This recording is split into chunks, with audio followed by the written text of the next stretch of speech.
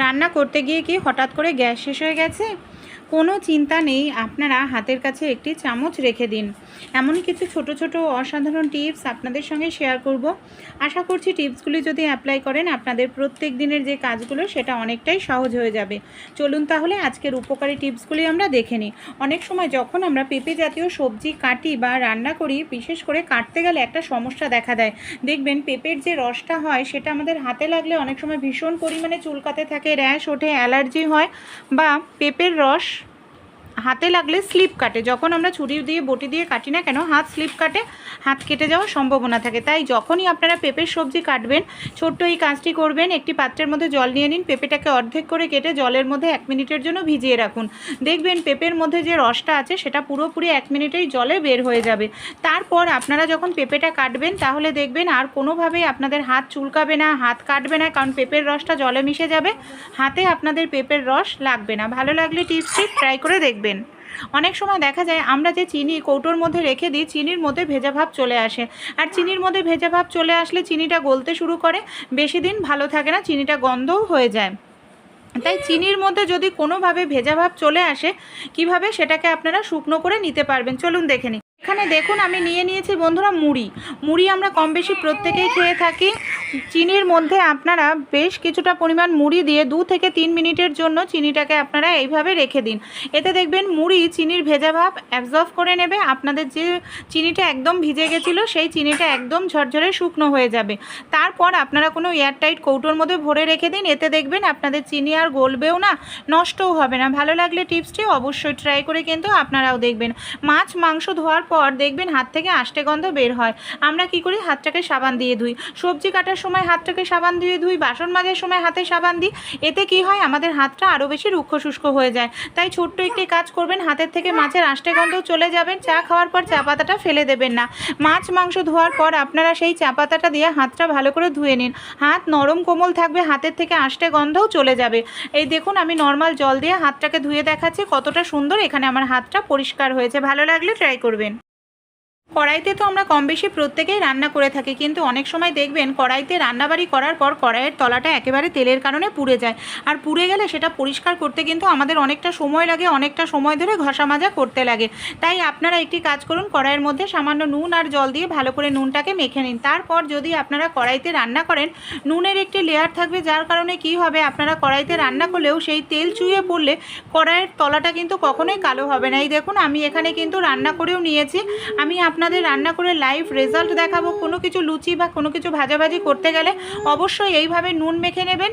তারপর আপনারা রান্না করেন, তেল চুইয়ে পড়ুক, কোনোভাবেই কড়াই দেখবেন পুড়বে না, কারণ নুনের এখানে একটি লেয়ার থাকবে, তার উপরে কড়াইটা পুড়বে। জল দিয়ে ধোয়ার পর দেখবেন খুব সহজেই সেই জায়গাটা পরিষ্কার হয়ে যাবে। জল দিয়েও আমি আপনাদের ধুয়ে দেখালাম, দেখতে পাচ্ছেন কতটা সুন্দর পরিষ্কার রয়েছে। আমাদের বাড়িতে অনেক সময় দেখা যায় অনেক এরকম ধরনের জামা কাপড় থাকে যাতে পেনের দাগ লেগে যায়, বা ছোট বাচ্চারা হয়তো বাচ্চাদের স্কুল ড্রেস বা জামা কাপড়ে এইভাবে পেনের দাগ লাগিয়ে নেয়। আর পেনের দাগ এতটাই করা হয় সহজে কিন্তু উঠতে চায় না, অনেকটা সময় ধরে আমাদের ঘষাঘষি করতে লাগে। কোনো রকম ঘষাঘষি করতে লাগবে না, সেকেন্ডের মধ্যেই আমরা খুব সহজেই পেনের দাগটাকে কিন্তু তুলে ফেলতে পারবো। কিভাবে চলুন তাহলে দেখে নিই। আমাদের কম বেশি প্রত্যেকের বাড়িতেই কিন্তু ডেটল থাকে বা স্যাভলন থাকে। ডেটল বা স্যাভলন যে কোনো একটা কিছু নিলেই হবে। যেখানে পেনের দাগটা লেগেছে সেই জায়গাটায় ডেটল বা স্যাভলনটা দিয়ে এইভাবে আপনারা শুধু একটু ঘষে নিন। এইভাবে আমাদের একটু ঘষে নিতে হবে। ঘষে নিলেই দেখবেন এই যে পেনের কালির দাগ কত সহজেই সেই জায়গা থেকে উঠে আপনাদের পরিষ্কার হয়ে যাবে। কোনো রকম এখানে ডিটারজেন্ট পাউডারের প্রয়োজন কিন্তু আমাদের পড়বে না বন্ধুরা। ছোট্ট একটু টিপস অ্যাপ্লাই করলেই দেখুন আমাদের কাজটি কতটা সহজ হয়ে যাচ্ছে বন্ধুরা। তাই ভালো লেগে থাকলে অবশ্যই অ্যাপ্লাই করবেন।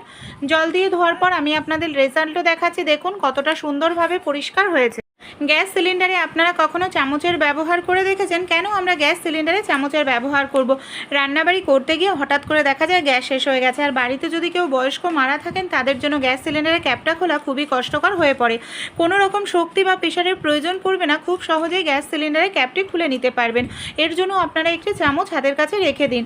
সবার প্রথমে দেখুন গ্যাস সিলিন্ডারের এই যে ক্যাপের ওপরের যে সিলটা আছে এটাকে আমি খুলে নিচ্ছি। তারপর এরকম ধরনের চামচ নিতে হবে যে চামচের হ্যান্ডেলটা সরু হয়, চামচের হ্যান্ডেলটাকে গ্যাস সিলিন্ডারের ক্যাপের আংটা এইভাবে ঢুকিয়ে দিতে হবে, তাহলে এই আংটাটা ঢেলা হয়ে যাবে। ওপর থেকে হালকা করে টান দিলেই খুব সহজেই সিলিন্ডারটা খুলে ফেলা যাবে।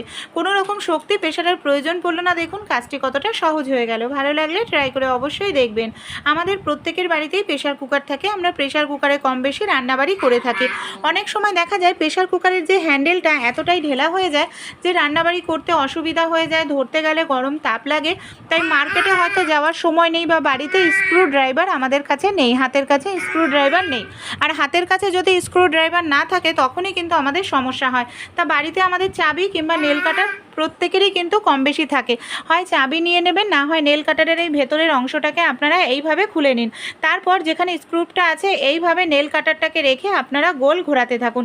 এইভাবে দেখবেন গোল ঘোরালেই কোনো রকম স্ক্রু ড্রাইভার ছাড়াই আপনারা স্ক্রুপটাকে টাইট দিয়ে নিতে পারবেন। আর এরকম যে কোনো জিনিস আপনারা যদি টাইট দিতে চান এইভাবে নেল কাটার দিয়ে নিতে পারবেন। বা চাবি এরকম ধরনের ছোট চাবি নিতে হবে, যে চাবিগুলো পাতলা হয় আর ডিজাইনযুক্ত হয়, এই ধরনের চাবি কিন্তু নিতে হবে। চাবিটা দিয়ে এইভাবে স্ক্রুপটাকে যদি গোল ঘোরাতে থাকেন তাহলেও দেখবেন আপনাদের প্রেশার কুকারের যে হ্যান্ডেলের কভারটা আছে সেটাকে সহজেই আপনারা। ভালো লাগলে টিপসটি অবশ্যই কিন্তু আপনারাও অ্যাপ্লাই করে দেখতে পারেন। সবজি আমরা কম বেশি তো প্রত্যেকেই খেয়ে থাকি। অনেক সময় দেখা যায় এমন অনেক সবজি থাকে ছুরি বটি দিয়ে কাটতে গেলে খোসার সঙ্গে বেশ কিছুটা সবজি উঠে আমাদের নষ্ট হয়। তাই আপনারা ছুরি বটি ছাড়াই খুব সহজেই সবজিগুলো কেটে নিতে পারবেন, বটি ছুরির প্রয়োজন পড়বে না। এমনকি খোসার সঙ্গে আপনাদের অনেকটা সবজিও কিন্তু নষ্ট হবে না। এই দেখুন ঝিঙ্গা, চিচিঙ্গা, এমনকি মিষ্টি আলু, এই জাতীয় সবজিগুলোর খোসাগুলো কিন্তু খুব পাতলা হয়। তাই এই জাতীয় সবজিগুলো ছুরি বটি ছাড়াই যদি এই ধরনের বোতলের ঢাকনা দিয়ে আপনারা খোসাটা ছাড়ান, দেখবেন খুব সহজেই সবজির খোসাটা ছাড়িয়ে নিতে পারছেন। কোনো রকম ছুরি কিংবা বটির প্রয়োজন পড়ছে না। এখানে আমি মিষ্টি আলুর খোসাটা ছাড়িয়ে দেখাচ্ছি, দেখুন কত সহজেই এখানে আমরা খোসাটাকে ছাড়িয়ে নিলাম। এইভাবে যদি আমরা খোসাটা ছাড়াই সময়ও কম লাগে, সেই সঙ্গে কিন্তু আমাদের সবজিও নষ্ট হয় না। কিংবা আপনারা যদি ঝিঙা কাটতে চান তাহলে এই ধরনের যে পিলার আছে, পিলার ব্যবহার করবেন। পিলারের সাহায্যে দেখবেন খুব সহজেই আপনারা ঝিঙাটা খোসা ছাড়িয়ে নিতে পারবেন। আর এইভাবে খোসা ছাড়ালে প্রথমেই বললাম খোসার মধ্যে আমাদের একটু সবজি কিন্তু নষ্ট হবে না। আরও একটি টিপ শেয়ার করব। অনেক সময় দেখা যায় বাড়িতে আমরা বড়রা কেউ থাকি না, ছোট বাচ্চারা থাকে। ছোট বাচ্চারা রান্নাবাড়ি করলে অনেক সময় দেখা যায় সবজি কাটতে গিয়ে হাত কেটে যায়। তাই বাচ্চাদের এই টিপসটি শেখাতে পারেন। নরম জাতীয় সবজি ছুরি বটি লাগে না, বিশেষ করে লাউ কিংবা এই ঝিঙা, ভেন্ডি, এই জাতীয় সবজিগুলো ছুরি বটি ছাড়াই এই ধরনের হাতা বা চামচ দিয়ে কেটে নেওয়া যায়।